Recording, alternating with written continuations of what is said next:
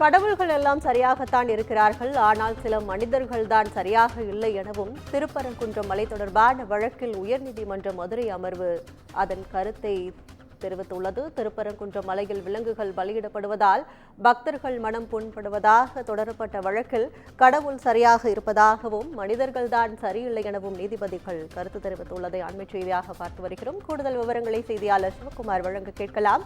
வணக்கம் சிவகுமார், இந்த நீதிபதிகளின் கருத்து குறித்த கூடுதல் விவரங்கள் என்ன?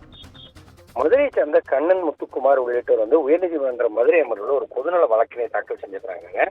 அதுல திருப்பரங்குன்றம் கோவில் மிகவும் பிரசித்தி பெற்றதுன்னு, இது பாண்டிய மன்னர் காலத்தில் கட்டப்பட்டதுன்னும், திருப்பரங்குன்றம் கோயிலின் தென்பகுதியில் உமையாண்டார் கோயிலும் 11 தீர்த்த குளங்கள் அமைஞ்சிருக்குது. இதுல கோயில எவ்விதமான உயிர் பலிதலும் செய்தல் கூடாது, திருப்பரங்குன்றம் மலையின் உச்சியில் சிக்கந்தர் பாதுஷா தர்கா அமைந்துள்ளதாகவும் குறிப்பிட்டிருக்கிறாங்க. கடந்த ஜனவரி மாதம் சிக்கந்தர் பாதுஷா தர்காவின் தரப்புல ஆடு மற்றும் கோழிகளை பலியிட்டு சமபந்தி உணவு வழங்கப்படுவதாக தெரிவிக்கப்பட்டது.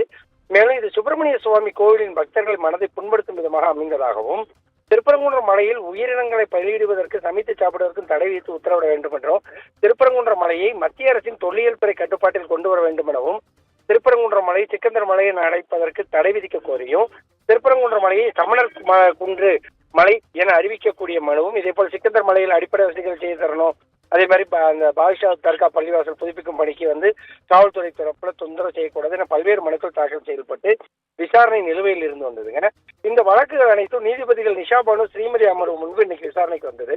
அப்போ மதுரை மாவட்ட ஆட்சியர் மற்றும் மதுரை மாநகர காவல் ஆணையாளர் தரப்பில் பதில் மனு தாக்கல் செய்யப்பட்டதுங்க. இதுல திருப்பரங்குன்றம் மலையை சுற்றியுள்ள அருள்மிகு 18ஆம் படி கருப்பசாமி திருக்கோவில், அதே மாதிரி பாண்டி முனீஸ்வரர் திருக்கோவில் மற்றும் பல பிற கோயில்களை கால்நடைகள் பலியிடும் வழக்கம் உள்ளது.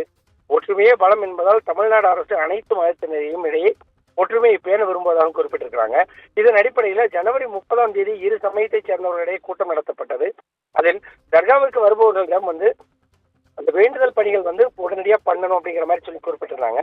மேலும் பாத்தீங்கன்னா இதோடு இஸ்லாமிய சமூகத்தை சார்ந்தவர்கள் மட்டுமின்றி பிற சமயத்தை சார்ந்தவர்கள் இது போன்ற வேண்டுதல் வைத்து ஆடு கோழிகள் பலியிட்டு சமைத்து பருவானது வழங்கப்படுவாங்கன்னு தெரிவிக்கப்பட்டிருந்ததுங்க. தொல்லியல் துறை தரப்புல என்ன சொல்றாங்க, வழக்கு தொடர்பாக பதில் மனு தாக்கல் செய்ய கால அவகாசம் கோரப்பட்டது. இதனை அடுத்து அரசு தரப்புல திருப்பரங்குன்றம் மலை பகுதியில் எழுந்த பிரச்சனைக்கு தீர்வு காணப்பட்டது என தெரிவிக்கப்பட்ட நிலையில அதனை தொல்லியல் துறை தரப்பில் ஏற்க மறுத்தாங்க. திருப்பரங்குன்றம் மலை தொல்லியல் துறைக்கு சொந்தமானது என்பதால் அங்கே எது செய்தாலும் தொல்லியல் துறையிடம் அனுமதி பெற்று செய்ய வேண்டும் என்று தெரிவிக்கப்பட்டது. அதோடு மனுதாரர்கள் தரப்பில் இது தொடர்பாக கீழமை நீதிமன்றங்கள் வழங்கிய உத்தரவை பிரைவசி கவுன்சில் உறுதி செய்துள்ளதாகவும் தெரிவிச்சாங்க.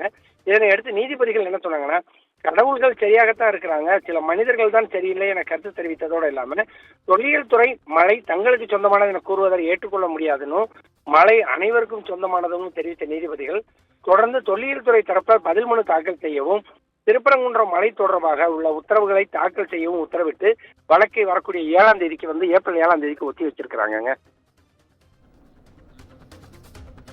விவரங்களுக்கு நன்றி சிவகுமார்.